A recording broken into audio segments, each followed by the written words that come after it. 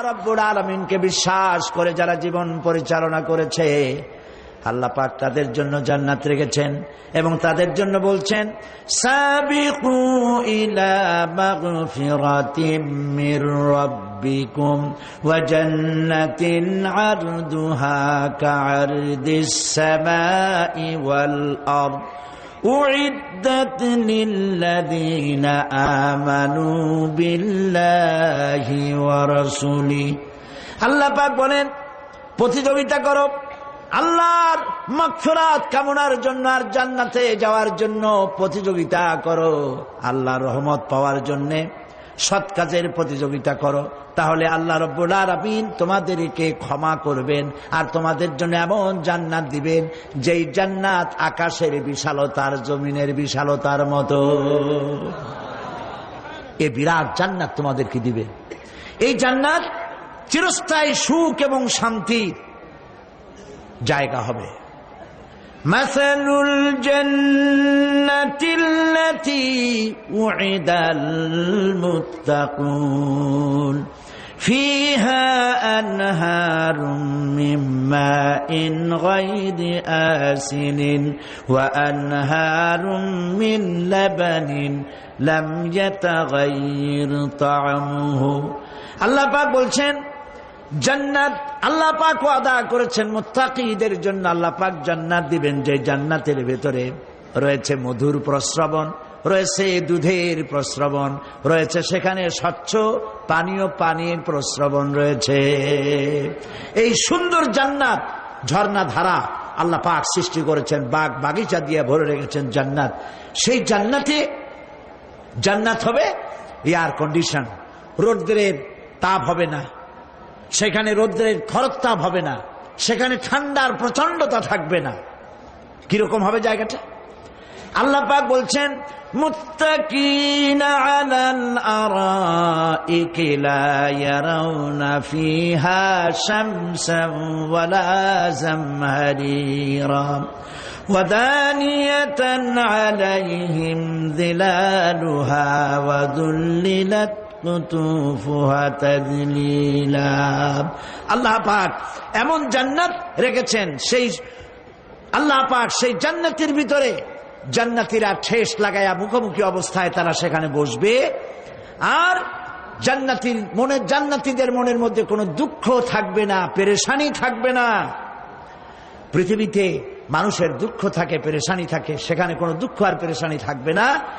সেই জায়গাটা হবে শীতাতপ নিয়ন্ত্রিত, না শীত না গরম, চির বসন্ত বিরাজ করবে। জান্নাতীরা সেখানে থাকবে। এই সুন্দর জান্নাত আল্লাহ পাক রেখেছেন মুত্তাকিদের জন্য। সুবহানাল্লাহ। কাফেরদের জন্য জান্নাত হবে, জাহান্নাম হবে চিরকাল। খালিদিনা ফিহা আবাদান, চিরকাল কাফেররা জাহান্নামে থাকবে। সর্বশেষ যে ব্যক্তি জাহান্নাম থেকে মুক্তি লাভ করবে তাকে আল্লাহ পাক বলবেন, ফেরেশতাদেরকে বলবেন, ও আমার ফেরেশতারা, আমার এই বান্দাকে জান্নাত এবং জাহান্নামের মাঝখানে রেখে দাও। জান্নাত এবং জাহান্নামের মাঝখানে লোকটি যখন থাকার জায়গা পাবে, সে জান্নাতের দিকে তাকায়া দেখবে আর কাঁদতে থাকবে। আল্লাহ পাক জিজ্ঞেস করবেন, বান্দারে, যুগের পর যুগ ধরে জাহান্নামে কেঁদেছ, আমি রব্বুল আলামিন জাহান্নাম মাফ করে দিয়া জান্নাত জাহান্নামের মাঝখানে রেখে দিয়েছি, আযাব থেকে তো বেঁচে গেছো, এখন কান্দো কেন? লোকটি বলবে, রব্বুল আলামিন কান্দি এই কারণে, জাহান্নাম থেকে মাফ করেছো, তোমার শুকরিয়া আদায় করি।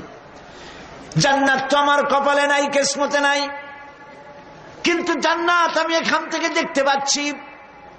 জান্নাতের সুঘ্রাণ আমার নাকে আসতেছে, কপালে নাই যাওয়ার। আমি কাঁদি এই জন্য, তুমি যদি মেহেরবানি করে আমাকে জান্নাতের দরজার কাছে একটু দাঁড় করায় দিতা, প্রাণ ভরে তোমার জান্নাতের দৃশ্যটা একটু দেখতাম।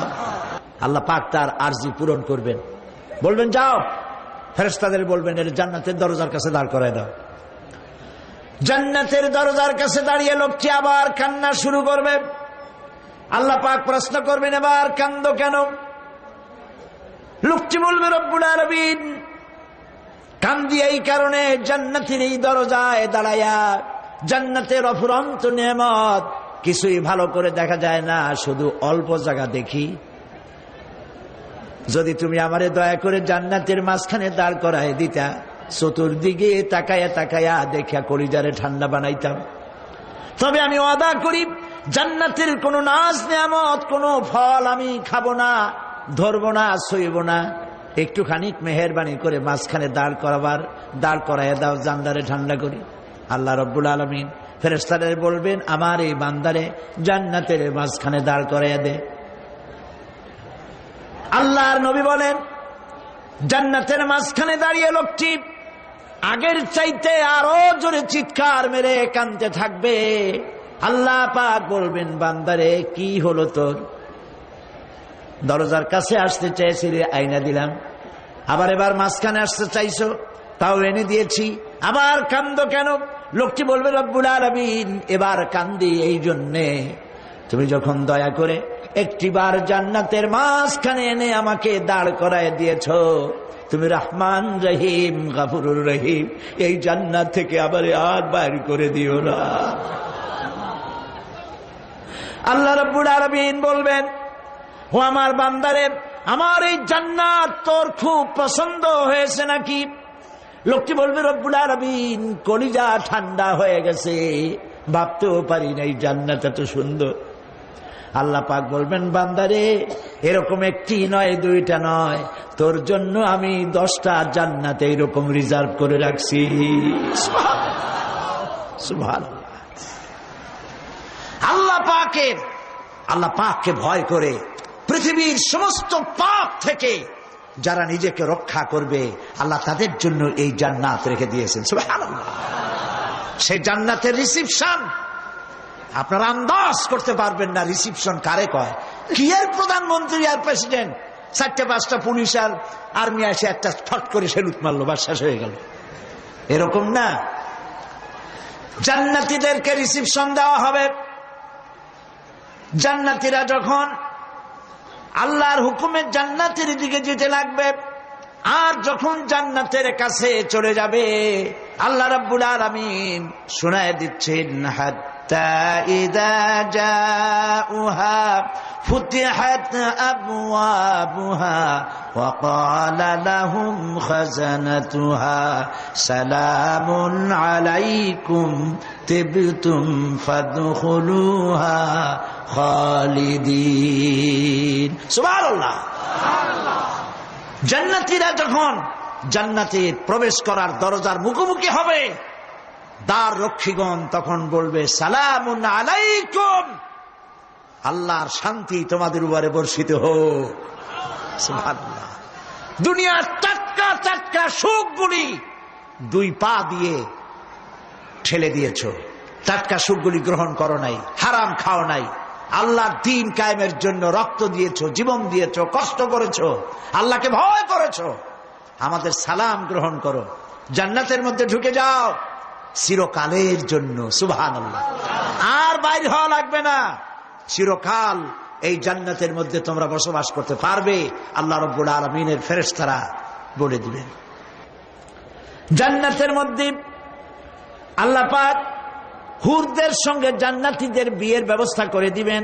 কোরআনে কারিমে আল্লাহ পাক বলেন, মুত্তাকিইনা আলা সুরুজিম মাসফুফাতিন ওয়া যাওয়াজনাহুম বিহুরিন ঈন। সামনাসামনি ভাবে সাজানো সারি সারি আসন সমূহের উপর তারা ঠেস লাগায় বসে থাকবে, আর আল্লাহ রাব্বুল আলামিন হুরদের সাথে জান্নাতীদের বিয়ের ব্যবস্থা করে দিবেন। যেসব হুরের সঙ্গে বিয়ে হবে তাদের আল্লাহ পাক বিবরণ দিচ্ছেন কি রকম হবে তারা। লাম ইয়াতমিসহুন্না ইনসুন ওয়ালা জান, এর পূর্বে জিন এবং ইনসান এদেরকে কেউ স্পর্শ করে নাই। কি রকম তারা? কাআন্নাহুন্নাল ইয়াকুতু ওয়াল মারজান, যেমন ঝিনুকের ভিতরে মণিমুক্তা থাকে, এইভাবে আল্লাহ পাক তাদেরকে পবিত্র করে রেখে দিয়েছেন। আমার প্রিয় ভাইরা, আল্লাহ রাব্বুল আলামিন কোরআনে কারীমের ভিতরে বলেছেন ফাবিআইয়ি আলা'i রাব্বিকুমা তুকাদ্দিবান। জান্নাত দান করে আল্লাহ পাক এবার জান্নাতীদেরকে সম্বোধন করে বলবেন, ইয়া ইবাদি লা খাউফুন আলাইকুমুল ইয়াওমা ওয়ালা আনতুম তাহজানুন। হে আমার বান্দারা, লা খাউফুন আলাইকুমুল ইয়াওম, আজ আর কোনো ভয় নাই। সুবহানাল্লাহ, সুবহানাল্লাহ। আজ আর কোনো ভয় নাই, কোনো চিন্তাও নাই, আরামে এই জান্নাতের মধ্যে বসবাস করো। এরপরে আল্লাহ পাক জিজ্ঞেস করবেন, ও আমার জান্নাতীরা, আমি যেসব ওয়াদা করছিলাম আমার ওয়াদা মোতাবেক সমস্ত নিয়ামত পেয়েছো? তারা বলবে, হ্যাঁ পেয়েছি, সব নিয়ামত আপনার ওয়াদা মোতাবেক সব পেয়েছি। আল্লাহ রাব্বুল আলামিন বলবেন, সব পাও নাই, ওয়ালাদাইনা মাজিদ, আমার কাছে আরো বেশি আছে। সুবহানাল্লাহ, আমার কাছে আরো বেশি আছে। জান্নাতীরা বুঝবে না সে আরো বেশিটা কি, এর থেকে আর বেশি কি। প্রিয় ভাই সব, নবী করিম সাল্লাল্লাহু আলাইহি সাল্লাম বলেছেন, জান্নাতের সুখ আর শান্তি কোন চোখ নাই যা দেখেছে, যা কোন অন্তঃকরণ নাই যা কল্পনা করতে পেরেছে। এই জান্নাত মুত্তাকিদের জন্য আল্লাহ রাখছেন। সুবহানাল্লাহ।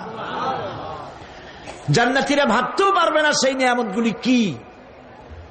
প্রিয় ভাই সব, সেই মুহূর্তে আল্লাহর নবী মুহাম্মদ রাসূলুল্লাহ সাল্লাল্লাহু আলাইহি ওয়াসাল্লাম বলবেন, রব্বুল আলামিন, আমার উম্মতেরা জান্নাতীরা বুঝতে পারে নাই আপনার কাছে কি নিয়ামত আরো বেশি আছে।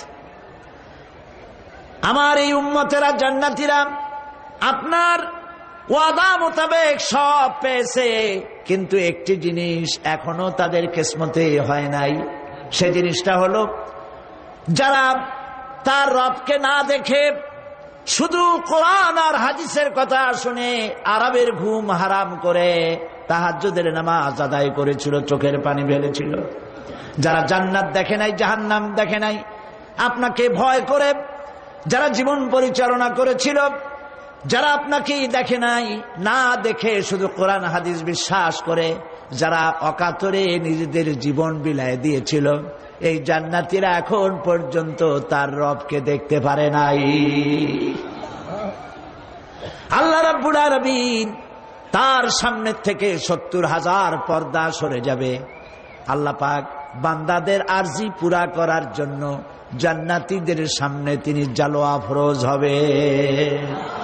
কোরআন শরীফের ভিতরে আল্লাহ পাক বলেন, জান্নাতীরা তারা আল্লাহর দিকে, জান্নাতীরা তার রবের দিকে তাকিয়ে থাকবে, আর রব তার বান্দাদের দিকে তাকায়া থাকবে। প্রাণ ভরে জান্নাতীরা রবকে দেখবে। সুবহানাল্লাহ, আল্লাহ পাককে দেখবে। প্রাণ খুলে আজ দোয়া করি, রব্বুল আলামিন জান্নাতের যেই পরিবেশে, যেই জায়গায় তুমি দয়া করে তোমার গোলামদেরকে তুমি নিজেই দর্শন দিবে, দেখা দিবে। মনিব গো, ও আমাদের রব, আজ এই বিশাল জনসমুদ্র নিয়ে তোমার দরবারে আবেগ ভরা কণ্ঠে বলি, যেই অনুষ্ঠানটি তুমি এমন মুবারক অনুষ্ঠান করবে যেখানে তুমি জান্নাতীদেরকে দেখা দিবে, ওই জান্নাতের কোনো একটি, ওই অনুষ্ঠানের কোনো একটি কোনায় কানায় আমাদেরকেও দাঁড় করাইয়া দেখার তো।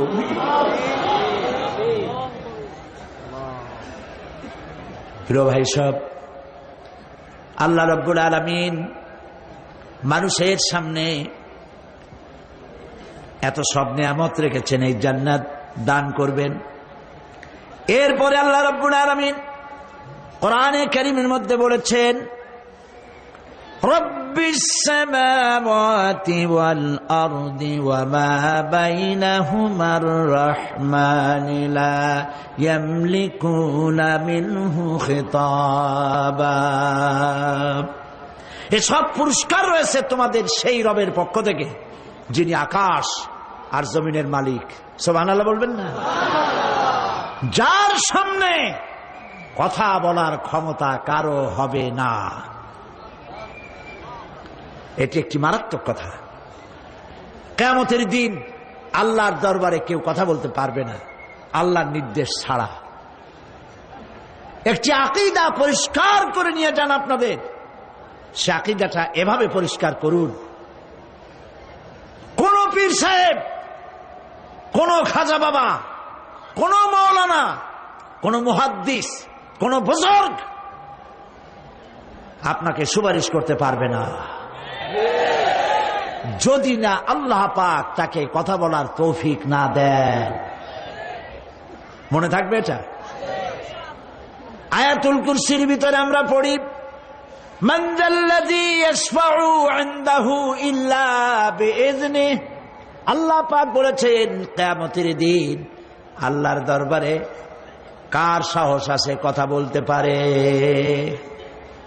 মান যাল্লাযী ইয়াশফাউ ইনদাহু ইল্লা বিইজনিহি। আল্লাহর অর্ডার ছাড়া, হুকুম ছাড়া আল্লাহর সামনে কথা বলার সেদিন কেউ থাকবে না। সুবহানাল্লাহ। কেউ কথা বলতে পারবে না। সুপারিশ করতে হবে আল্লাহ যারে বলেন তুমি করো, অমুকের জন্য করো, সেই ব্যক্তি শুধু তার জন্যই করতে পারবে, আর কেউ কথা বলতে পারবে না। সেই কঠিন হাসরের ময়দান, যেদিন শুধুমাত্র আল্লাহ পাক কথা বলবেন, আর যারে বলতে বলবেন সেই কেবলমাত্র বলতে পারবে। সুপারিশ এটি আল্লাহ পাক কিয়ামতে পারমিশন দিলে বলা যাবে। হযরত ইব্রাহিম আলাইহিস সালাম কিয়ামতের দিন তার নিজের পিতা সম্পর্কে সুপারিশ করবেন। রব্বুল আলামিন, আমার আব্বার জন্য সুপারিশ করতেছি, মেহেরবানি করে জাহান্নাম থেকে তারে আপনি রক্ষা করুন। আল্লাহ রব্বুল আলামিন বলবেন, ইব্রাহিম তোমার সুপারিশ মঞ্জুর হবে না। প্রিয় ভাই সব, একটু মাথা খাটান, চিন্তা করেন। উলুল আযম পয়গম্বর, জাতির পিতা। কে জাতির পিতা? চিল্লায় বলুন, কলিজা সাফ করে ফেলুন। মুসলমানদের জাতির পিতা হাবিজাবি কেউ হতে পারে না।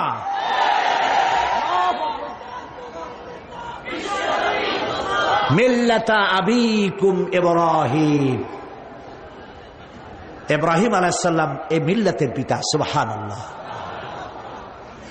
হযরত ইব্রাহিম আলাইহিস সালাম কিয়ামতের দিন বলবেন, আল্লাহ আমার আব্বার জন্য সুপারিশ করছি। আল্লাহ পাক বলবেন মঞ্জুর হবে না। আজর তোমার পিতা হতে পারে, কিন্তু আমার খলিলকে আগুনে ফেলার জন্য নমরুদকে সে সহযোগিতা করেছে, আমি তোমার পিতাকে ক্ষমা করব না। নবী করিম সাল্লাল্লাহু আলাইহি সাল্লামকে সাহাবায়ে কেরাম জিজ্ঞেস করেছেন, হে রাসূল, আপনার আব্বা এবং আম্মার অবস্থা কি হবে? নবী করিম সাল্লাল্লাহু আলাইহি সাল্লাম কেঁদে ফেলেছেন, সব বলেছেন, আমি তাদের কোনো উপকারে আসব না। আল্লাহু আকবার।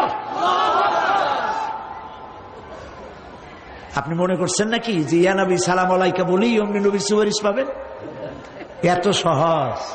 কতগুলা রসগোল্লা খাইলেন আর বড় একটা মিছিল করলেন আর অমনি চলে যাবেন?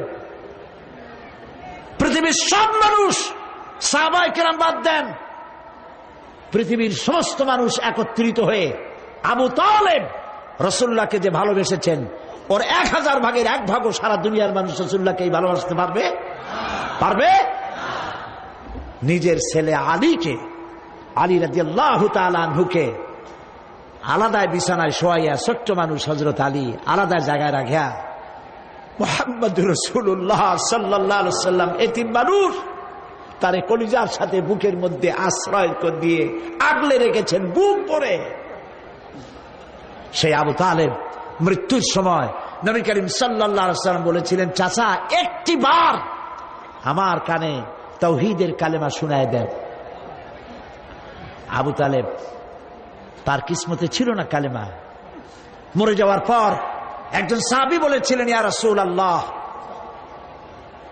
মৃত্যুর সময় আবু তালেবের মুখ আমি নড়তে দেখেছি, তিনি কালেমা পড়েছেন সম্ভবত। রাসূলুল্লাহ সাহেব বলেছেন, আমি শুনি নাই। এত ভালোবাসার পরেও হাদিস শরীফে এসেছে আবু তালেব জাহান্নামে যাবে। কোথায় যাবে? জাহান্নামে। সবচাইতে কম আযাব হবে কার?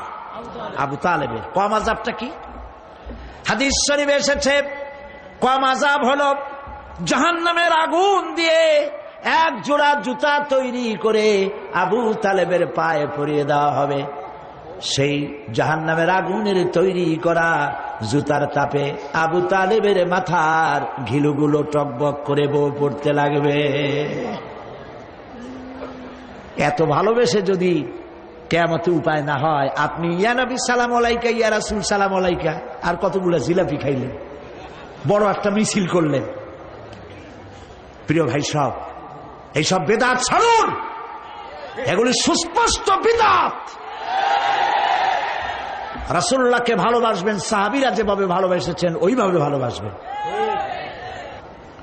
আল্লাহ রাব্বুল আলামিন বলেন, যালিকাল ইয়াউমুল হক ফামান শাআ আত্তাখাযা ইলা রাব্বিহি মাআবা। এই দিনটি অবশ্যই আসবে, সেদিনটি নিশ্চিতভাবে আসবে। আর এখন যার ইচ্ছা সে তার রবের দিকে অগ্রসর হোক।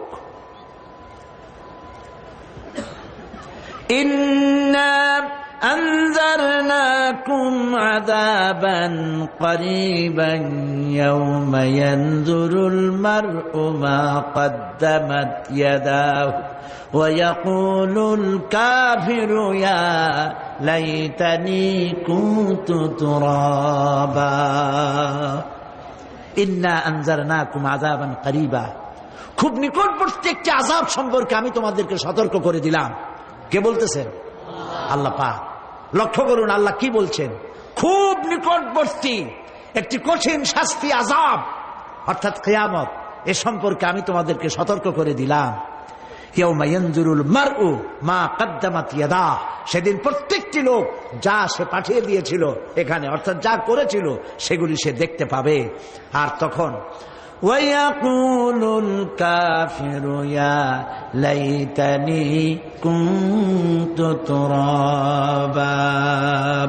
সেই কিয়ামতের ময়দানে অবস্থা দেখে কাফেররা বলবে, আহারে মানুষ না হইয়া যদি মাটি হইয়া যেতাম, যদি মাটি হতাম, যদি মানুষ না হয়ে না জন্মাতাম, আজ এই হাসরের ময়দানে এইখানে এই বিচারের মুখোমুখি হতাম না, মাটি হইলে বরং অনেক ভালো হতো। এই পৃথিবীতে আমরা এসেছি, চলে যাব, যাওয়ার আগে এই কোরআন একটি বিশাল জনগোষ্ঠী এমন বানাতে চেয়েছে যে জনগোষ্ঠী এই কোরআন দিয়ে একটি বিশাল সমাজ গড়বে, রাষ্ট্র গড়বে, এমন রাষ্ট্র গড়বে যেই রাষ্ট্রে দুঃখ থাকবে না, অশান্তি থাকবে না, যেখানে সুখ থাকবে, সমৃদ্ধি থাকবে, আর কিয়ামতের দিন আল্লাহর জান্নাতে তারা চলে যাবে। তেমন একটি সমাজকে আমরা চাই। সবাই বলেন সেরকম একটি সমাজকে আমরা চাই। প্রিয় ভাই সব, কিয়ামতের দিন আমরা যেতে চাই জান্নাতে। কোথায় যেতে চাই বলেন? জোরে বলেন। এই জান্নাতে যাওয়ার জন্য দুইটা কাজ করতে হবে। কয়টা কাজ? আল্লাহ রাব্বুল আলামিন বলেন, ফামান কানা ইয়ারজু লিকাআ রাব্বিহি ফালইআমাল আমালান সালিহান ওয়া লা ইউশরিক বিইবাদাতি রাব্বিহি আহাদা। আল্লাহ পাক বলেন, যে বা যারা আমার সঙ্গে দেখা করতে চায় কিয়ামতে, দুইটা কাজ করা লাগবে। বলেন কয়টা কাজ? একটা হলো নেক আমল। কি আমল বলেন? নেক আমল। নেক আমল কারে বলে? নেক আমল করতে হলে আবার দুইটা শর্ত লাগে। এক নম্বরে কাজটা করতে হবে আল্লাহরে খুশি করার জন্যে। কারে খুশি করার জন্য? একটা মাদ্রাসা বানাইছি যাতে লোকেরা বলে যে বড় একটা মাদ্রাসা বানাইছে, এই জন্য মাদ্রাসা বানাবেন, মসজিদ বানাবেন, হসপিটাল বানাবেন, যা কিছু করেন নিয়ত হবে আল্লাহকে খুশি করা। নিয়ত হবে কারে খুশি করা? আল্লাহ পাককে খুশি করা। এই হলো নেক আমলের প্রথম শর্ত, কাজ হবে আল্লাহকে খুশি করার জন্য। দুই নম্বরে কাজটি হতে হবে সুন্নতে নববী সাল্লাল্লাহু আলাইহি ওয়াসাল্লামের উপরে। মনে থাকবে, দাড়ি রাখবো, কেন রাখবো? রাসূলের সুন্নাত। রাখবো কারে খুশি করার জন্য? আল্লাহ খুশি করার জন্য। রাখবো কার মতো? রবীন্দ্রনাথের মতো, কার্ল মার্কসের মতো, কবির মতো নয়। রাখতে হবে কার মতো? নবীর মতো। বুঝে নেন, কাজটা হতে হবে আল্লাহকে খুশি করার জন্য। 2 নম্বরে কাজটা হতে হবে সুন্নতে নববী সাল্লাল্লাহু আলাইহি ওয়াসাল্লামের উপরে হতে হবে। তাহলে এই হলো 1 নম্বর। জান্নাতে যাওয়ার জন্য, আল্লাহর সাথে দেখা করার জন্য 1 নম্বরের কাজ হলো নেক আমল। বলেন 1 নম্বরের কাজ কি? 2 নম্বরের কাজ ওয়ালা ইউশরিক বিইবাদাতি রাব্বিহি আহাদা। আল্লাহ রাব্বুল আলামিনের ইবাদতের সাথে কাউকে শরীক স্থাপন করা যাবে না। আমরা যারা মুসলমান, অধিকাংশ মুসলমান শিরকের ভিতরে মুবতালা হয়ে আছে। বিশ্বাস করেন কিনা বলেন? কাফেররা তো মুশরিক আছেই, ওরা তো মুশরিক আছেই, কিন্তু আমরা মুসলমানেরা আমাদের আমলের মধ্যে, আমাদের অজান্তে সওয়াবের নিয়তে অনেক শিরক আমরা করে বসি। নাউজুবিল্লাহ। বলেন নাউজুবিল্লাহ। এই জন্য আমি বারবার সতর্ক করি, নিজেকেও করি, আপনাদেরকেও করি। এই কারণে করি, শিরকের গুনাহ আল্লাহ মাফ করবেন না। ইন্না শিরকা লাযুলমুন আযীম। শিরক মস্ত বড় অপরাধ, জুলম, আল্লাহ মাফ করবেন না। আল্লাহর কাছে কান্দে কান্দে মাফ চাওয়া লাগবে যে আল্লাহ শিরক থেকে আমাকে রক্ষা করো, বাঁচাও। অনেক গোপন শিরক আছে। মাজারে যান, পীর সাহেবের কাছে যান, মনে যদি নিয়ত থাকে উনি ফু দিলে আমি ভালো হবই, উনি তাবিজ দিলে আমার বাচ্চা হবেই, উনি আমারে দয়া করলেই আমার ব্যবসায় উন্নতি হবেই, এইটার নাম শিরক। এটার নাম কি? ওয়াইজা সাআলতা ফাসআলিল্লাহ ওয়াইজা ইসতাআনতা ফাসতাইন বিল্লাহ। যা বলার আল্লাহরে বলো, আর যা চাওয়ার কার কাছে চাও? চিল্লায় বলেন। কলিজাটাকে পরিষ্কার করে যান আজকের মাহফিলে। এই কলিজায় কারো প্রতি কোনো ভয় রাখবো না আল্লাহ ছাড়া। ভয় করবো কারে বলেন? মহব্বত আল্লাহ ছাড়া, এত বেশি মহব্বত আর কাউকে করব না। আল্লাহ তাআলা আমাদের কলিজায় তোমার ভয় এবং মহব্বত দিয়ে ভরে দাও। রাসূলের মহব্বত দিয়ে আমাদের দিলকে ভরে দাও। বিশ্বাস করুন ভাই সাহেব, কোরআন শরীফ আমার সামনে, বিশ্বাস করুন, দেশি পীর, বিদেশি পীর, খাজা বাবা দেশি এবং বিদেশি, কেউ আপনার ভাগ্য বদলাই দিতে পারবে না। এ পিছনে দৌড়ায় দৌড়ায় কোনো লাভ নয়। এতক্ষণ মসজিদের ভেতরে বসে আল্লাহর কাছে কাঁদেন। ওয়াকালা রাব্বুকুম উদউনি আস্তাজিব লাকুম। তোমার রব বলেছে আমারে ডাকো, আমি ডাকের সাড়া দিয়ে দেব। সুবহানাল্লাহ। আর আল্লাহ বলেছেন আমার ইবাদতের সাথে কাউকে শরীক করবে না। খবরদার। আলাইসাল্লাহু বিকাফিন আবদা। আল্লাহ প্রশ্ন করছেন, আলাইসাল্লাহু বিকাফিন আবদা, আমি কি আমার বান্দার জন্য যথেষ্ট নই? চিল্লায় বলুন অবশ্যই যথেষ্ট।